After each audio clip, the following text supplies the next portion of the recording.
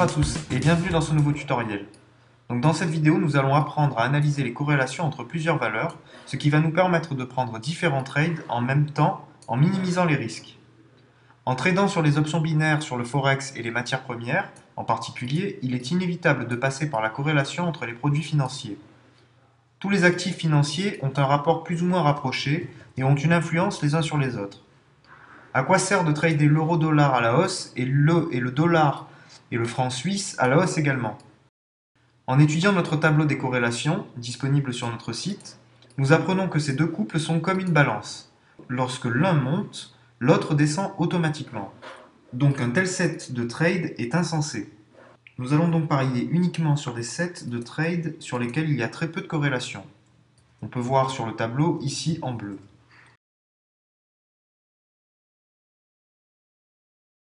Tout d'abord, nous allons configurer notre outil d'analyse disponible dans la partie outils de notre site. Donc nous allons dans la partie Studies et nous allons utiliser l'outil Bollinger Bands. Donc nous cliquons sur New et on va laisser les réglages qui sont par convention et cliquer sur OK.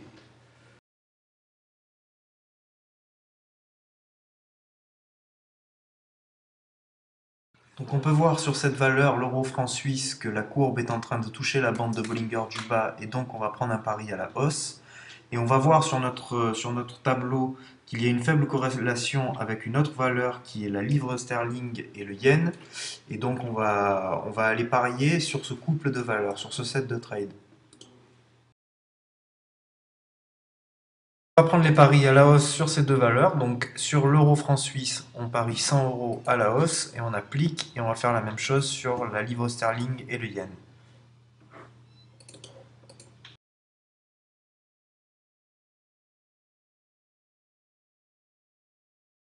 Voilà, et on va passer en accéléré pour aller voir le résultat.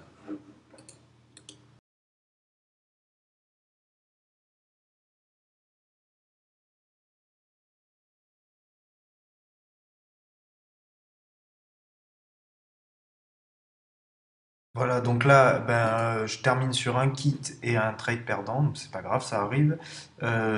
D'autant plus que tout à l'heure, quand je vous ai montré les courbes, j'ai parié un peu vite.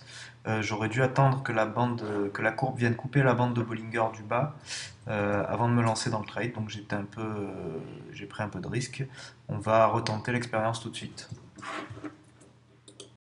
Voilà, donc là pareil, sur les deux mêmes valeurs que tout à l'heure, on voit que la courbe vient juste de couper la courbe de Bollinger du bas. Donc on va reparier à la hausse, et on va voir sur l'euro franc suisse, on va faire la même chose, on va parier à la hausse sur ces deux valeurs.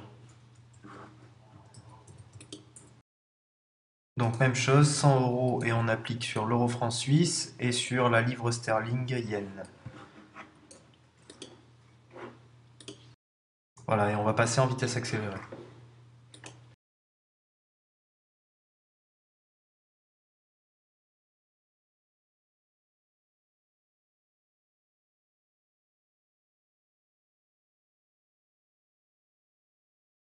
Super, donc là les deux trades sont gagnants, donc un à 81 euros et l'autre à 95 euros, donc ça nous fait un total de 176 euros sur un seul pari, donc c'est plutôt pas mal.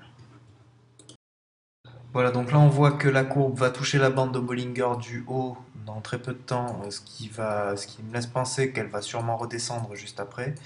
On va voir sur l'autre valeur, c'est exactement la même chose, elle est en train de descendre, donc on va parier sur ces deux valeurs à la baisse, c'est-à-dire en put. On va anticiper un peu sur l'euro CHF, mais bon, on va essayer.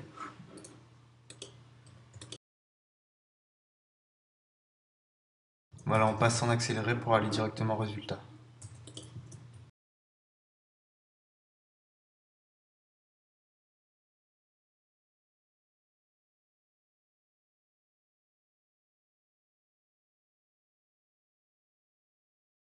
Bon, bah là, j'en ai un gagnant et un kit.